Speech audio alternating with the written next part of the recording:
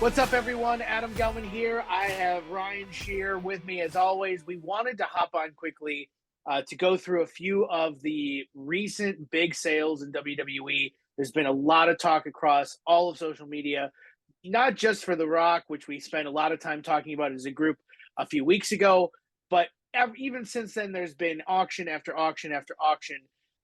As we sort of predicted, the market's kind of been saturated here. So we wanted to get on and just sort of go through a few different aspects of these things, give our context and sort of give some feedback, what to expect in the future, and how this sort of relates to the greater WWE market.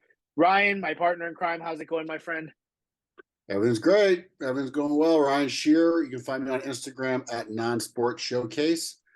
Yeah, we got a lot to talk about. So Yeah, we really do. And like, I wanted to do this kind of like with the two of us because I think our commentary has been captured on a number of different platforms. We've already had a video here with Paul and Tony when it comes to The Rock. We've also been talking a lot on Twitter. There's been a ton of stuff going back and forth, but let's just start here.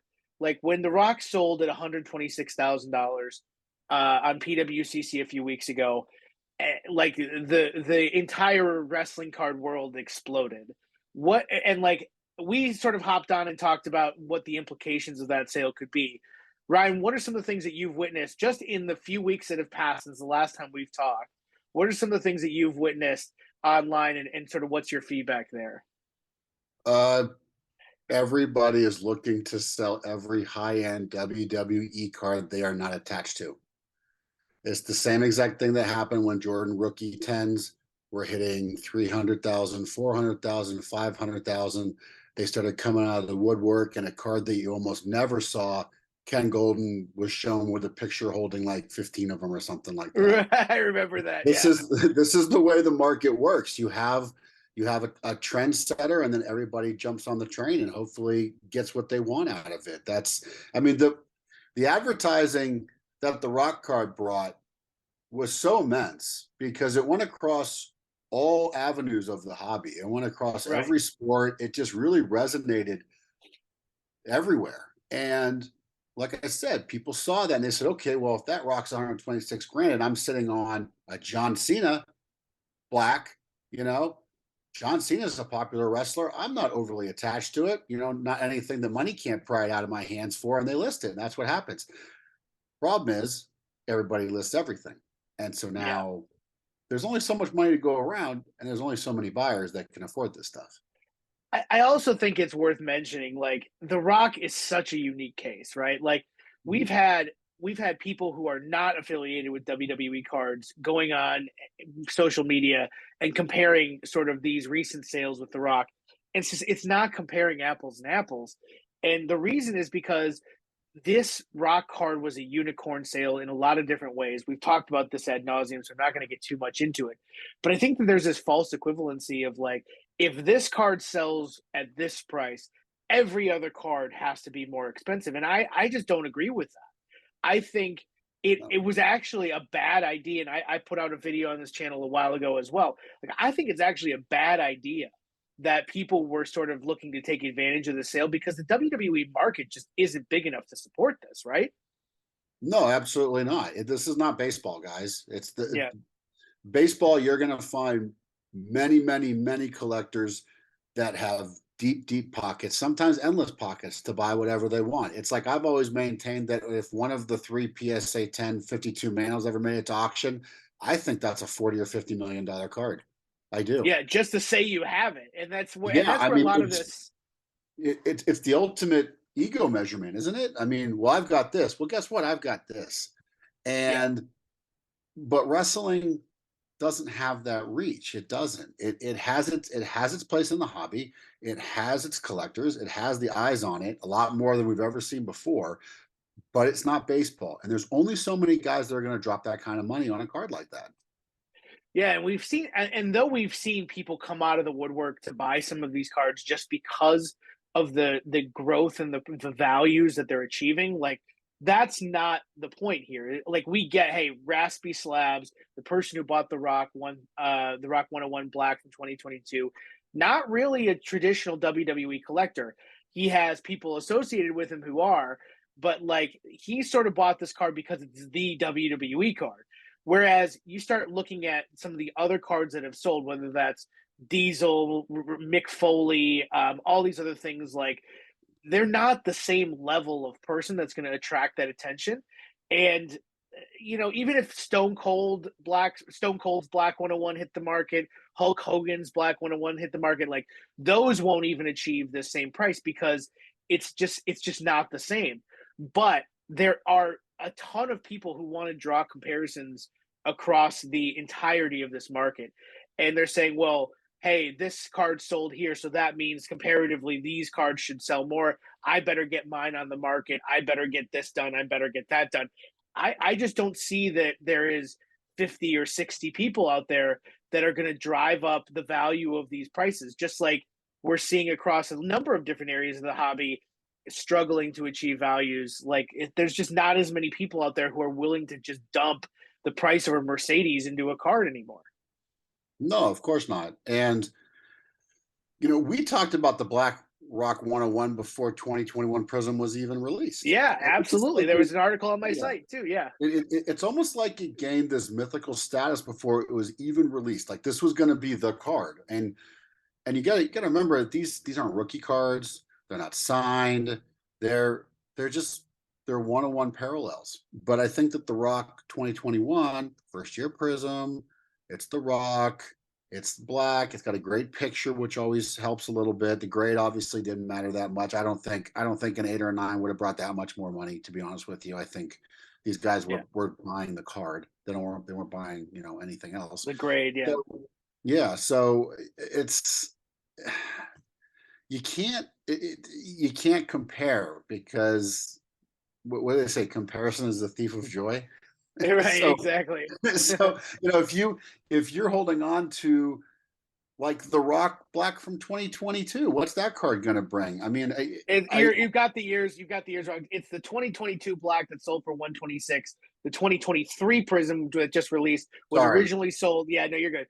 Were originally sold at $10,000 on eBay. We'll right, get to that next here. right. So maybe that's a good place to sort of jump to that. Like the guy sold the next year. So the 2023 was year two. Year two never sells for as much as year one. It just doesn't. No, of And course not. people love firsts. People love first, especially first prisms. That's become a thing in this hobby. It was never something before, we really got to the launch of the Prizm brand as like this hobby standard. Then people wanted to go back and get the first Prizm this and the first gold and all this other stuff. That's really what was driving a lot of this value. Now year two is out. That came out recently as well, beginning of April again. And like we're talking about this one of one Black Rock surfacing a lot more quickly because more people were opening the wax, gets put on eBay for $10,000, sells immediately, and Hmm. then that sale is canceled because it needs to be graded, which it just was. PSA just announced that it was graded. It's likely heading to an auction house shortly. Where does that fall? Like, what's your prediction there? I honestly don't know. I don't know. It's so hard to dictate these markets with, everybody would think, okay, so we sold the 2022, excuse me. My mind was in the UFC realm because UFC was 2021 for the first year. So I apologize for that. The Right. No, 2020, you're good. You're good. but yeah, which is the first year Prism. Did anyone think it was a $126,000 card? I didn't think that. I don't think anybody thought that, except for the two No. guys that knew that maybe they were willing to go that deep in their pockets Yeah. for it. But you have all these comparisons now. Well, if the Rock Black went for 126 grand, and then I guess the Rock Black this year should go for 110 grand or 100. It doesn't work like that. I No. mean, I could see the card maybe breaking 25 grand, 30 grand, maybe. I wouldn't be surprised if it went for 12. Yeah. I wouldn't be surprised if it went for 75. You don't know. You don't know and that's who. and that's so it's so unpredictable about this Right. market is that it becomes a challenge to sort of couch it against other sales. So like if you look at the Gold Rock PSA 10, for a long time I've said that's a 25 to $30,000 card just because of the way that the market is shaken out and the way Prism Golds are looked at. The PSA 8 sold for 11.4. Now a PSA 10 sells for less after this, sort of mega sale here. Like you can't use like a small sample size with a small market mentality to just sort of couch auctions against each other. It just doesn't work.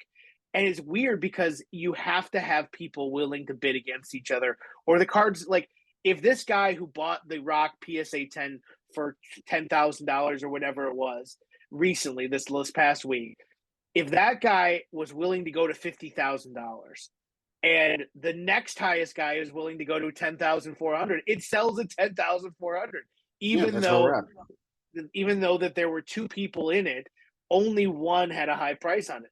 Now we know that those cards, there's three of them. There was one originally. Now there's three of them because PSA keeps grading and people crack them and all these other things. So I think it's a victim of circumstance. I do think it went for a really low price. Like that was a shockingly low 100%. price for me. But So someone I go ahead. this economy, I'm not talking about cars, I'm talking about just life in general. This economy's been really rough on a lot of people. It Gas has, is yeah. through the roof. Our grocery bill is through the roof. And it leaves, there are certain things you have to buy in this world. Groceries and gas are two of them. You have to buy Mm-hmm. them. Even if you work from home, you still have to drive somewhere eventually. So when you have costs of living that have gone up that high, now I get it. There's people it doesn't matter, that it's a drop in the bucket. But for a lot of people that may have pushed that card, maybe someone would have pushed that card to 12, maybe to 15, maybe to 20. Maybe they're out because things are harder right now. Right. It's just not I, as I good a think I think if you're already spending $10,000 on a card, you're probably not as worried about those things. But I mean, here's the thing. The long and short of it is the amount of people in wrestling cards that are available to spend $10,000 on a card is growing. There's more and more of those sales going down. We've seen three or four of them in the last couple of weeks, aside from what we already saw from The Rock. So there's a growing number of people that are willing to drop five figures on a wrestling card. That's really good to see. Where I think the challenge is finding people that want to buy and rebuy some of these modern singles that have multiple copies. Mm. So I don't know. It's an interesting thing because then on the flip side of it, you see Cena go for $17,000. That was shocking too. I thought that was maybe a $10,000 card. It Oh, went for yes. 17,000. It's crazy. Like, what was your reaction to that one? Again, I'm surprised, but I'm not. I mean, if that card had gone for $6,500, I would have been like, okay, that's probably a good price. And if it had gone for 12 grand, it goes for 17.1. And it's, that's that's a lot of money. Like $17,000 is a lot of money. I mean, to me, that's a lot Right. of money, period. I mean, and to spend it on a card is, I mean, you're doing okay. You're doing okay if you can, now if you're looking to flip that Right. card, if you're looking to flip that card to make some money, you're probably going to be holding on for a while. Because like I said, I can't see spending that kind of money unless you're a collector and you really, really want that card for yourself. I get it. Right. But if you're looking as that card as an asset and something you want to flip on down the road, is John Cena really the one you want to do it with? Like, I like John Cena. I think he's a better actor than people give him credit for. But 17 grand for a Cena Black, that's a lot of money. That's a lot of money. And I don't see, because you got to remember too, is if you resell it now, you got to pay The taxes and fees fees on on it. it Yeah. too. Tax. Yeah. You know, Exactly. so really you have to sell that card, assuming it's 40%. You got to sell that card for like 25 grand to break even now, give or take. So By the we time. always we hear that as like that's a common refrain. Like, oh, he paid $126,000 for the Rock. He's never going to be able to sell it for that much money. Like, we get it. Like, that's not the point of reporting the sale. But If you're there's this. if you're dropping $126,000 on a trading card, you don't give a shit.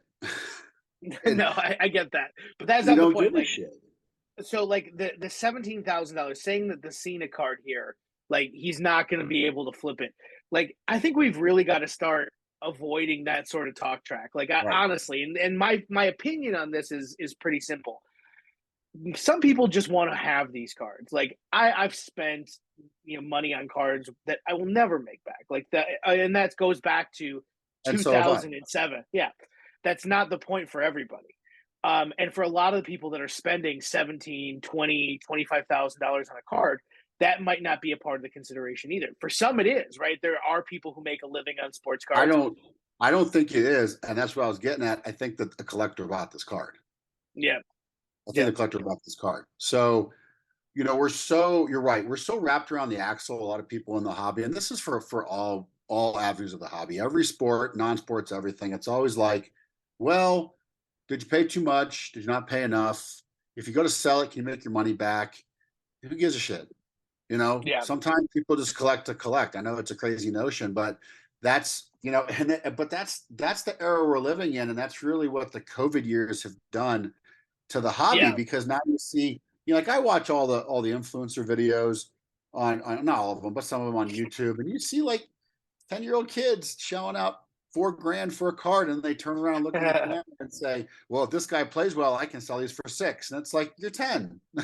Yeah, Like, put your and Pelican that's case down and go but fucking enjoy yeah. life. I listen. There, money has been a part of trading cards for 100 years. Like that's not going to change. The COVID only made it more challenging because every card became an asset. But like, there's so much to be said about just letting the sales speak for themselves and having Right. a good time saying like, holy shit, there have been now like 5 or 6 cards that have sold almost $10,000 or more than $10,000 when before I remember in the late 2021 when Drake bought the Roman Reigns Superfractor for $15,000, we literally lost our shit because no modern card had ever broken the $10,000 mark. Now we're seeing like sale after sale after sale after sale. We have our first 6-figure wrestling cards. Like all of this stuff is pointing towards this awesome future of wrestling cards getting the attention that I think a lot of people were hoping they were going to get. And I think it's like, don't get me wrong, there are people that are really upset that this is happening because they want wrestling cards to stay cheap and fun and whatever. I get it. Like that's what drew me and my kids to wrestling cards originally was buying a case of contenders cost $10,000, buying a case of wrestling cards cost $400. Like it's now different. Like the Panini era has ushered in a lot of these new sort of ideas that a box of wrestling cards costing whatever immaculate costs or whatever eminence could potentially cost, whatever.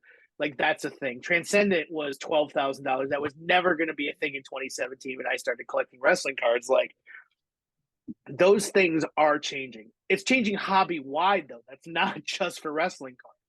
So I think approaching this with like, holy shit, this card is selling for $17,000 in a Cena Black. This rock is selling. That's terrible news because now my fun is more expensive. Like I don't like that approach.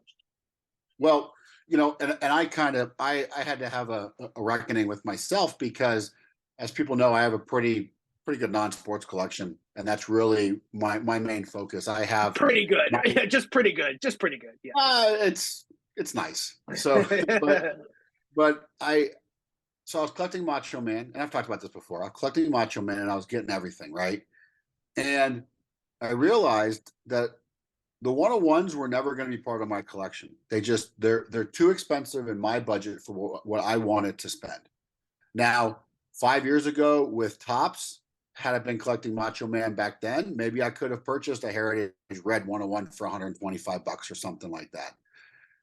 But now, with the market the way it is, with the products that we have, like when Eminence hits, people are going to lose their minds again. Well, I mean, yeah, exactly. Like it's like not going to be a fun like experience. Yeah. you're going to see cards that are like 360 point stock. They're this thick. They have giant mag cases. They've got embellishments and foil and da da da da and everything. So get ready, because you're going to lose your minds again. So what I did was I said, okay, I really want to collect Macho Man, but do I need the same card in 22 different varieties? Right. And for me, the answer was no. So I streamlined my collection down to cards numbered to 10, and then the rarer stuff.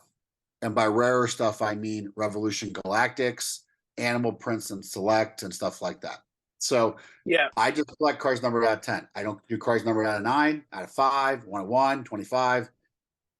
I do cards out of 10. And I've found that that's a really great way for me to stay involved, to get a nice collection. Because, I mean, honestly, the Prizm Golds look fantastic. And that's how I do it. But that's a direct relation to how the market is now. And I get it. It's frustrating. It can make you angry, but if it's making you angry, then go out and touch some grass.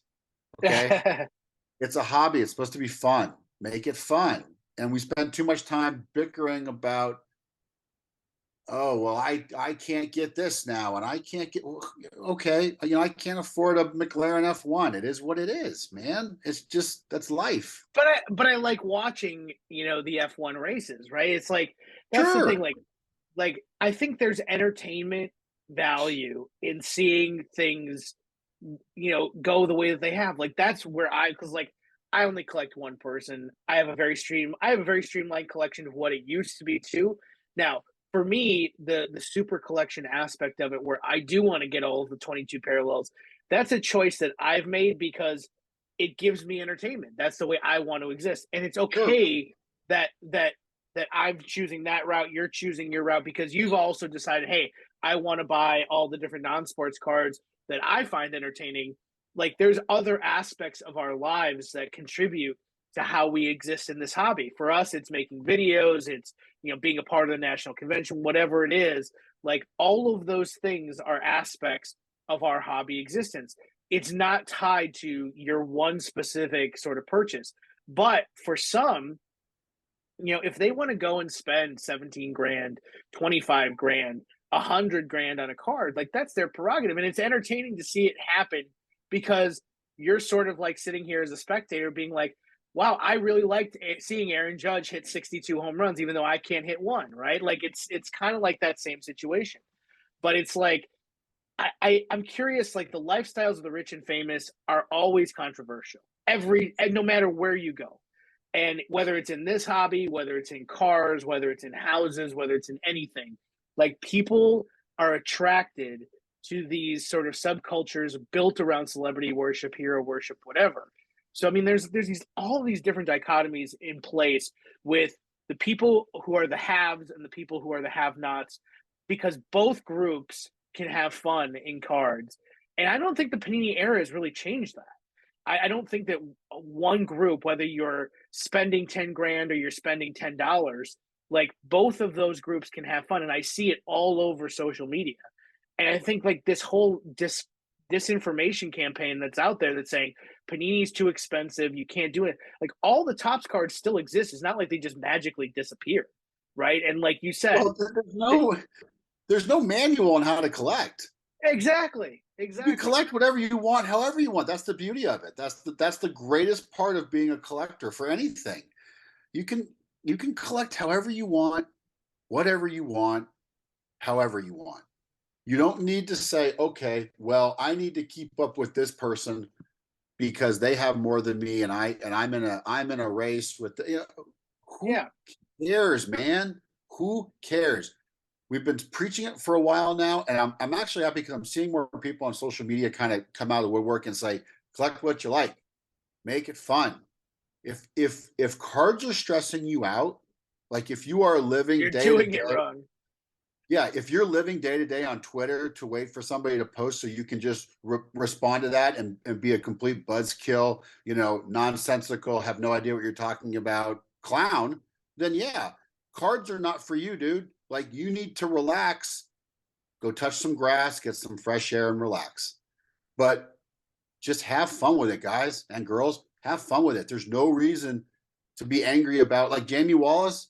Jamie and I are buddies. He picks up some of the craziest Macho Man things I've ever seen. Uncle Danny sends me pictures of all his signed Macho Man stuff. I'd love to have that stuff. It's incredible. But I don't. And for whatever reason, I don't. And he does. Doesn't mean I don't like him. Doesn't mean Right. I go, okay, all right, jerk, don't text me anymore. I don't want to see your stuff. I still like seeing it. It's still awesome to Yeah. see. And I'm happy for Jamie when he picks that stuff up. I am. There's the competition aspect. There's always going to be competition, right? Always going to be competition, and that's how life is. But man, if you need to like expand your mind and your person beyond cards, if this is causing you so much angst. Yeah, and I think that's and like for me personally, like I have I have had some trading card in my collection since the late 80s. Like I've always collected. These last few years have been the most fun that I've had. And that's just bananas to me. Like I have literally not had this much fucking fun in the 3 or 4 decades that I've been collecting. And I know that there are people out there who've been collecting longer than I have that have said these last few years have been fun. Not because the values have gotten more expensive, not because things have happened where, cards are now newsworthy items. It's just because there's a lot more people to interact with, there's a lot more community to have fun with. And like there's just a lot of things to do in cards now that were never available when Panini took over in 2009, and every other week there was an article saying this card show's dead, this shop closed. Like it was Right. literally everywhere. Now everybody is saying there's a Netflix show with Ken Golden, even though I'm Yeah. not the biggest Ken Golden fan. Like that's crazy to me. Like that there's a show on Netflix about trading cards and memorabilia. There's going to be a movie with Adam Sandler. I don't know if it ever gets produced. I think they've sort of discussed some problems lately, but at one point there was going to be a movie about sports cards. Like all of these things sort of coming to fruition are not a bad thing. It's fun. It adds to the experience of being a collector. And so when you see a wrestling card sell for hundreds more, thousands more than you would normally see it for, that's not a bad thing. It doesn't mean that wrestling cards are becoming inaccessible. It doesn't mean that wrestling cards are becoming less fun. The things that make it less fun are people complaining constantly about shit that makes absolutely no difference in the greater hobby. And it's really frustrating to see that they have sort of taken these sales as a place to use as an item to sort of fuel the whole sort of like wrestling cards have gotten to a point where I don't want to be a part of it anymore. Well, like then Then fine, don't be a part of it. then maybe Then it's don't be a not for part of you. it. Then don't be a part of it. Because when you leave, 10 more people will come in. Yeah, If you want to sit there and cry about redemptions and you want to, that we're seeing being filled pretty regularly, redemptions are an issue. Guess what?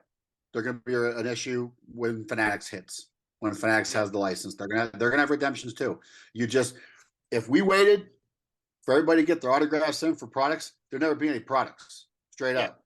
I don't like redemptions. I've got big ticket redemptions out with Topps and Panini that I'm probably never going to get. I'm I probably do too. completely SOL. But it's a cost of doing business, and it's the way it is. But don't go online and scream about, oh well, this will never get filled, and you're never going to see this card. And then when they start showing up, you look like a total dip. Like just calm down, cool your jets, relax. Like I said, you don't need to get this worked up over cards. Really, Yeah, be I happy for think. what we have. Yeah, and I think like when you start to see how things have progressed as a result of the sales, it doesn't matter if one card sells dramatically more or dramatically less than you're expecting it to sell for. It just doesn't matter. And the reason it doesn't matter is not because the market is ever changing. It doesn't matter that the market, fluctuates to a vast degree. It's because this is immature.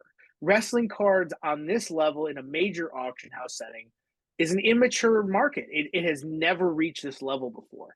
And when it has reached this level where we saw the Hogan sell for $50,000, the Japanese Hogan sell for $50,000, and the Rock sells for 100, like those things are indicators of an immature market because they are so much further ahead than any other sale that has happened in wrestling cards. And there will be things coming around that at some point will get to that level. Like when The Rock eventually does sign autographs again, when The Rock potentially runs for president, who knows what's going to happen? But like there are things that can happen and will happen that maybe there is some level of talent that we haven't even gotten through NXT or any of the independents that will be the game changer that Stone Cold Steve Austin was or whatever. Like none of those things are set in stone or even predicted.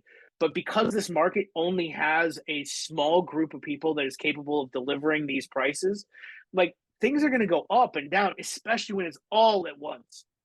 I think that's where sort of this last sort of section I wanted to cover is like at what point is it too much? Like at what point are you hurting yourself sort of by latching on to the craziness? And I think that's as much an indicator of people not understanding the wrestling card market and listing all of these cards at once.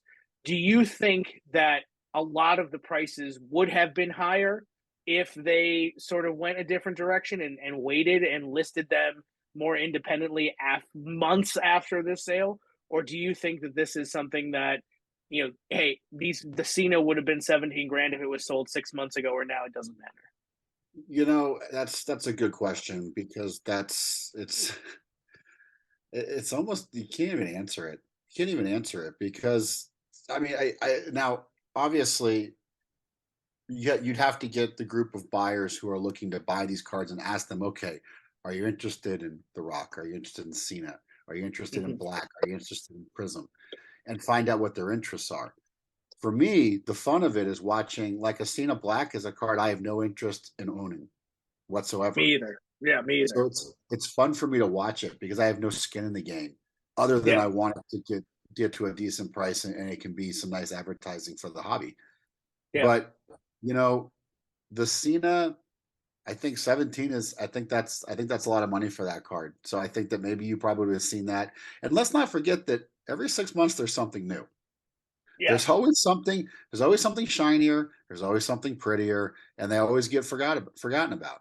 And when Fanatics takes over WWE, because they will, I'm a firm believer they're gonna take over Panini as well. They're gonna end up acquiring Panini. At what point do we see the comparison? Like, do they keep Prism and Topps Chrome? Like, do we have I think Fanatics they do. Prism? Yeah, And I think they I do think they too. will. And then we can get a real barometer of Which is first more, the black or the the super first fractor? Yeah. rock super refractor from Fanatics and the first Prism Fanatics Black Rock, and we can kind of compare stuff. So there's a lot more changes coming, guys. There's don't think that the changes are done because there's definitely more coming. Do I think that these cards would have sold for more? Maybe, but who knows? Who knows? I In see, and six that's the months, thing. Like, maybe somebody gets a raise or a bonus and they can throw more money at a card. The I think market's that's it. always Yeah, changing. It's always yeah. changing. And I think the other aspect of this is like I saw a lot of like hate being thrown our way because the Rock PSA 10 sold lower than we expected. Like, guys, like it's not my card. Like I predicted that it would be more than it sold for. It didn't. And that's not any reflection on the things that we talk about every day, because common sense says that if the PSA 8 sells for 11, then the PSA 10 will sell for more. But as we've seen, the high end market has crashed, like the ultra high end market has crashed. Cards in general have come really back to the mean. It's not saying that any of them are worthless anymore. It's just that No, things are consistently changing, and for all the reasons you mentioned before. But I think also like this market has so many question marks around it. Like when the PSA 8 sold for $11,000 on gold, and even well before the Rock sold for 126, like that sale alone was surprising. We were like, wow, that sold for a lot more than I thought it would at a PSA 8. Now when the 10 sells for less, like that shouldn't happen given the circumstances around grading. But it did, and that's fine. Like it just means that for that specific point in time, there weren't more than two bidders that thought that card was worth more than that money. That's not a reflection on the market. That's not a reflection on market modern cards. That's not a reflection on anything other than the fact there weren't as many bidders willing to spend the money. Maybe after some of them had already spent on Andre at 8,400, Bret Hart at Cena, all of those things. This auction happened after all of that took place. There was just and card after card after card after card. The market's just not big enough to support it. So but you also don't know what's going on in people's heads. There might have been two guys that morning that were like, "I'm going to win this card tonight," and then they're like, "No, maybe I uh, don't." You don't or know they what's going forgot about on. it. They forgot They about the forgot bid on about it. it. You know how many Yeah. times I've had a card on eBay that has 25, 30 watchers on it, and it's at like 17 bucks, and the timer ticks down, and I'm like, "All right, here we go. You 25 people watching this card, like, let's go." Oh, 17 bucks. Yeah. Like it is the market is what it is now. Did we overvalue the PSA 10 gold? Yeah. Did we undervalue the Black Rock? Yeah, we did. It So happens, and that's why this is so much fun. Is like we love speculating on these things because I like playing fantasy football. I like doing all these things. I think Patrick Mahomes is going to throw for 3 touchdowns this week because he's playing a shitty defense. Whoops, he only threw for one.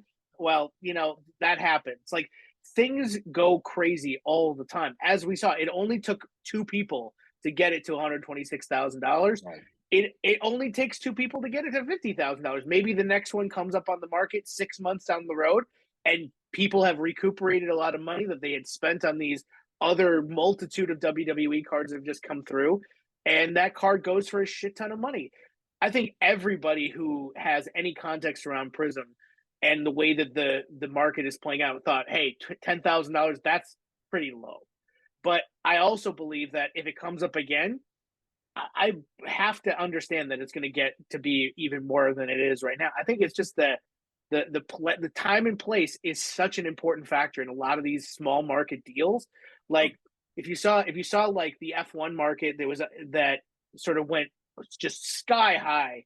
Like all of a sudden there were 50, 60 people that had gigantic pockets all bidding on Lewis Hamilton cards and whatever.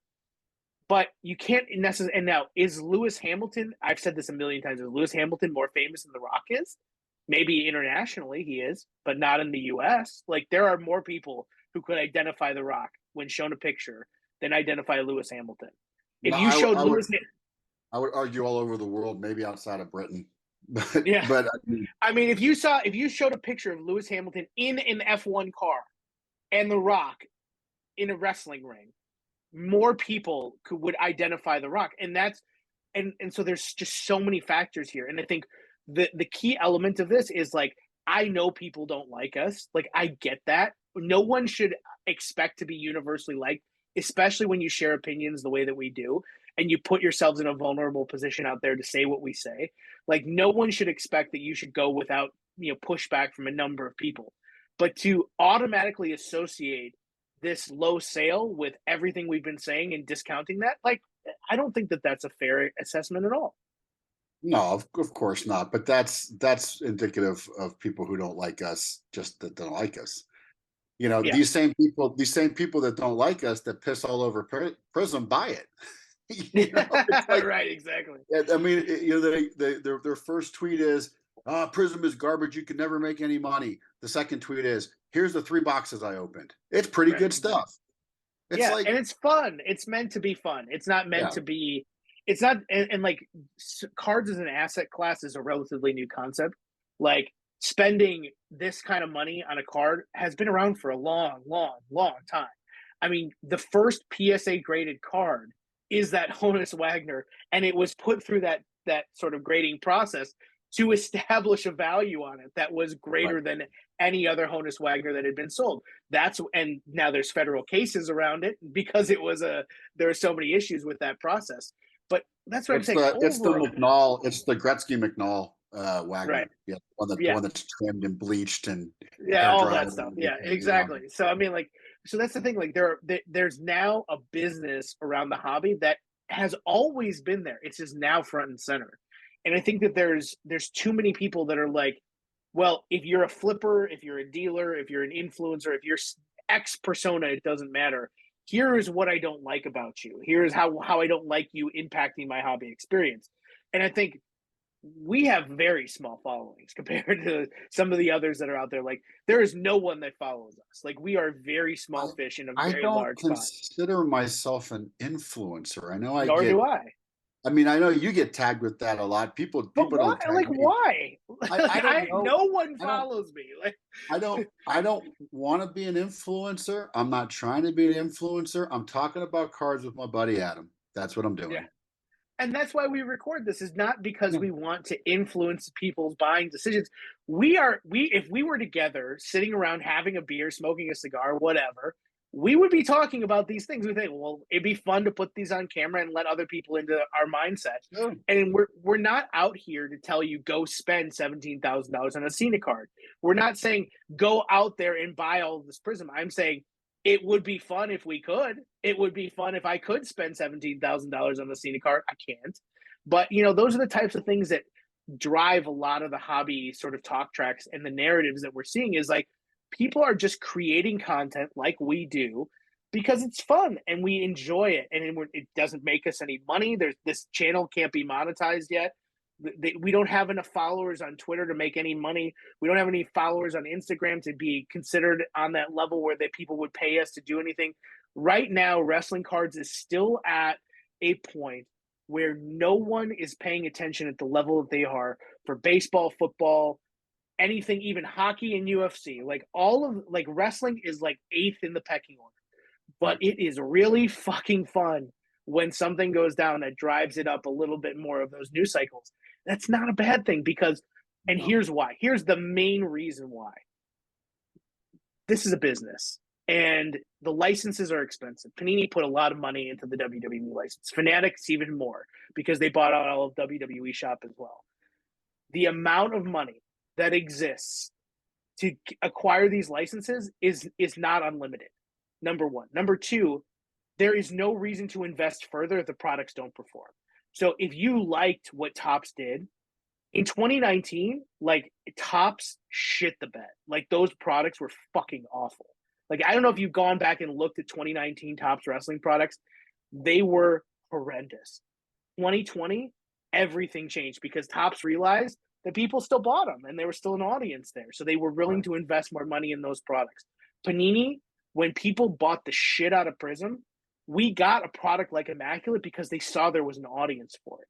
Like, I don't know if the amount of fun that we had in Immaculate with all those relics and all those big autographs and Stone Cold Steve Austin signing 100 cards and in Impeccable, like, do you continue to pour money into this license for the second year if you don't see a growth in your money return in the first year? I don't think you do. So if you're like me and you love seeing new products come out, you like seeing kabooms come to WWE, you want to see the downtowns come, you want to see the next thing and the next thing, and eventually get more fun into the products, that will not happen unless there is an audience for it. Now, historically, that hasn't always been true, that the money that goes into those products actually sort of relates to further investment. We've seen the opposite happen. But the idea is there's no reason for it to happen if there's no audience, right? Of course, and there's an audience. Trust me, these card companies don't fly by the seat of their pants. They have R&D and they crunch numbers, Absolutely. spreadsheets, and they know what they can get away with and what they can't. And it's a fun time in wrestling, and some people just don't want to make it a fun time. And I tell you, I've made a really cool group of friends from wrestling cards. I mean, you and I have been Yeah, friends for a exactly. long time, but like Jamie, Tony, Paul, Chuck, Flex, Chris, Caleb, good dudes. Good dudes that I probably wouldn't have met otherwise. Like I mean, and look Tony's at, store is about 45 minutes north of me. I go up there and help him with all the autograph signings every time because he's a friend and of that's mine. what this is all about. That's what Yeah, this is all about. yeah. So, So just enjoy what it is, guys. Just enjoy what it is and stop getting so antsy about stuff you can't control. It's just I think it's the nature of social media. So just to wrap up this video, really fun conversation. Again, we wanted to hop on. We hadn't done one of these in a while. I think these multitude of auctions that have just ended really presented some unique opportunities to sort of handicap what's going on in the market. So I wanted to talk to Ryan about it. We've got a few more videos coming up. We've got an awesome experience coming up as we get into Chicago and everything coming up in July. We'll have a lot more videos as we approach the national convention and how that might change for wrestling cards given the new circumstances. But again, subscribe to the channel, like, comment, add your feedback, hit us up on social media, good or bad. Like, we're here. I'm on Instagram at WWE Gelman. You can hit me up on Twitter at SC Uncensored. Ryan on Instagram at Non-Sport Showcase. This is, like I said, we just want to talk and have a good time on these videos. So everything we do is just meant to sort of further the hobby and promote things getting better. Exciting to be a part of that, especially as we get now into some of the bigger events of the year, as we get into some of the things that define what the hobby brings to the sort of narrative of the collecting universe. So stay tuned. right. We've got a lot of stuff coming.